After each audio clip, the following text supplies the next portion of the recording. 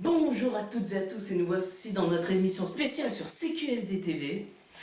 Auteur d'antan, légende d'aujourd'hui. Aujourd'hui nous accueillons un auteur unique dans son temps. Né un beau jour d'été à Villers-Cotterêts, écrivain français qui donna naissance à des classiques de la littérature française tels que Pauline ou Les Trois Mousquetaires, même s'il ne le sait pas encore. Fils du premier général d'origine de l'armée française, venu tout droit de 1838, mesdames et messieurs, accueillez Alexandre Dumas. Alors, monsieur Dumas, bonjour. Bonjour. Pour commencer, pouvez-vous vous présenter, s'il vous plaît? Je m'appelle Alexandre Dumas. Je suis né le 24 juillet 1802 à Villers-Cotterêts. J'ai actuellement 36 ans et je viens de sortir mon roman Pauline.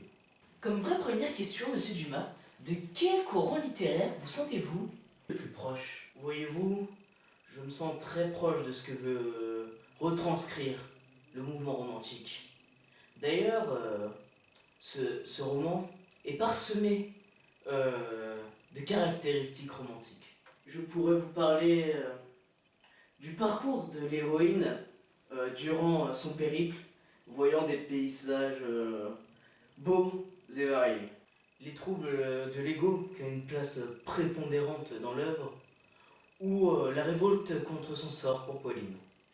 Vous nous parlez beaucoup de votre héroïne Pauline, mais comment vous est venue l'idée de créer ce personnage? J'ai décidé de créer un personnage avec un potentiel d'évolution maximal, voyez-vous.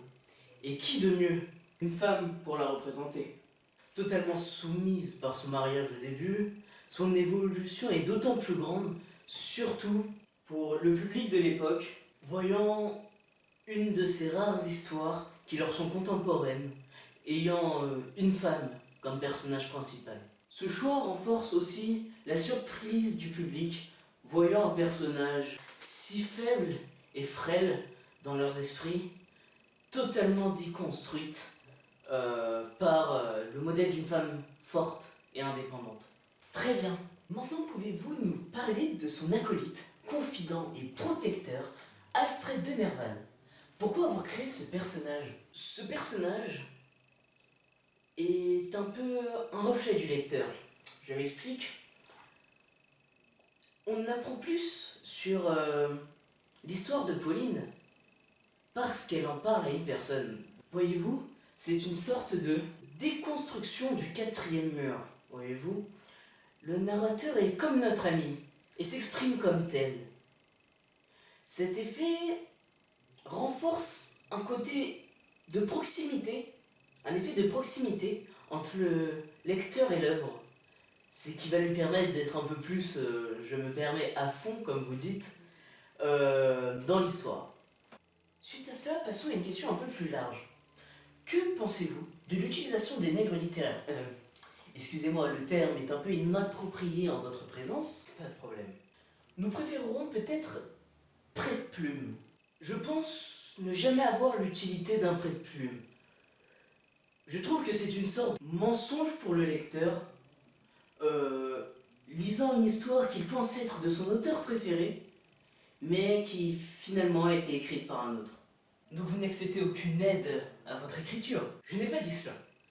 Je me vois bien collaborer dans le futur avec un autre auteur pour créer une histoire inédite.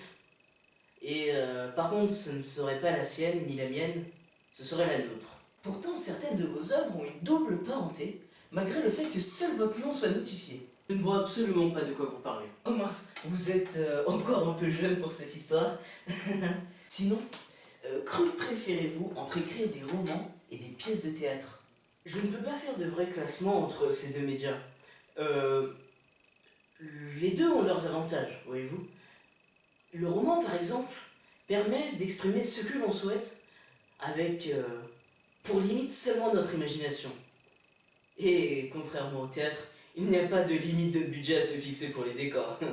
D'un autre côté, le théâtre permet d'enfin mettre des visages sur des personnages et une éloquence toute particulière quand elle transcende le papier pour apparaître sur scène.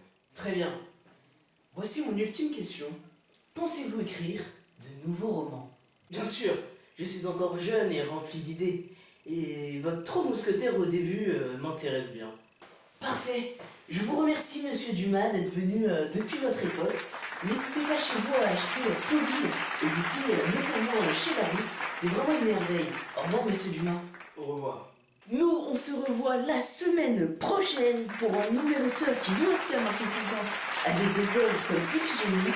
Allez, je vous dis à la semaine prochaine dans un nouveau auteur d'antan, légende d'aujourd'hui.